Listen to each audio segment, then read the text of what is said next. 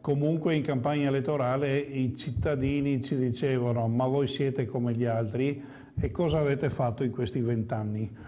E quindi le colpe non sono da addossare alla nuova dirigenza, a Tosi, a Maroni, ma evidentemente è un risultato che non c'è stato in questi 20 anni e alle cose che un anno fa, ahimè, sono successe anche all'interno del partito Lega. E quindi ovviamente i cittadini hanno avuto evidentemente il pensiero di dire: aspettate un giro dal punto di vista nazionale, perché proviamo, evidentemente, perché il risultato è stato questo, proviamo con un'altra forza rivoluzionaria come teoricamente dovrebbe essere Grillo e vediamo cosa ci dà. Io credo che sarà